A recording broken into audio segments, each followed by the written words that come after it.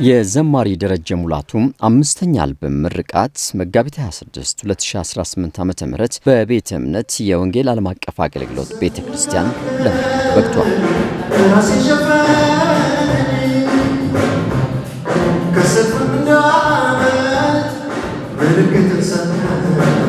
የመሞት ከሆነ በተሰኘው በዚሁ የአልበም ምርቃት መርሃ ግብር ላይ የዘማሪው ቤተሰቦችና ወዳጅ ዘመዶች፣ የቤተክርስቲያን መሪዎችና ዘማሪዎች እንዲሁም ጥሪ የተደረገላቸው እንግዶች ተገኝተዋል። የአልበም ምርቃቱ መርሃ ግብር በተካሄደበት ምሽት ላይ ዘማሪ ደረጀ ሙላቱ በቤተ እምነት የወንጌል ዓለም አቀፍ ቤተክርስቲያን የመጋቢነት ሹመት ተሰጥቶታል። ዘማሪ ደረጀ ቀደም ሲል በትጋት ያደርገው የነበረውን አገልግሎት በቀጣይም በታማኝነትና በእግዚአብሔር ጸጋ እንዲያገለግል በሕዝቡና በእግዚአብሔር ፊት የቃል ኪዳን ስርዓት ተከናውኗል። በዕለቱ በነበረው የዘማሪው በዓለ ሲመትና የአልበም ምረቃ ፕሮግራም ዘማሪው ከአዲሱ አልበሙ ላይ ከዘመረው መዝሙር በተጨማሪ ዘማሪ መስፍን ጉቱና ፓስተር እንዳለ ወልደ ጊዮርጊስ በዝማሬ ያገለገሉ ሲሆን ፓስተር መርአዊ ንጉሴ ቃለ እግዚአብሔርን አካፍለዋል።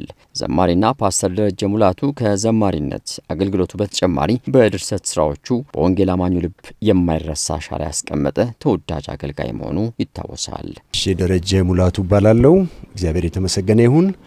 የመሞት ከሆነ የሚለው አልበም ከ15 ዓመታት ቆይታ በኋላ የተዘጋጀ ነው።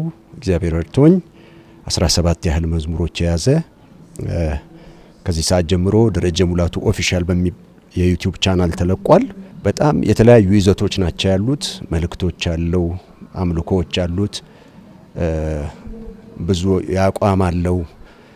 ለሰዎች ያለንን በጎ ፈቃድና በጎ ፍቅርና መልካምነት ሁሉ የሚያመሰግንም አለው። በዋናነት ለዚህ መዝሙር እዚህ መድረስ ፓስተር እንዳለ ወልደ ጊዮርጊስ ጓደኛዬ ነው። እሱ በጣም ለዚህ ተግቷል። እንደገና ወንድሜ ምንቴ እሱ ስቱዲዮ ነው። ኤርሚ ሙዚቃውን ተጫውቶታል ከምንቴ ጋር። እነሱ በጣም እግዚአብሔር አብዝቶ ይባርካቸው።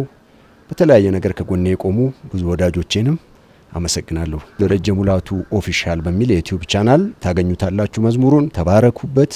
እግዚአብሔር ይባርካችሁ።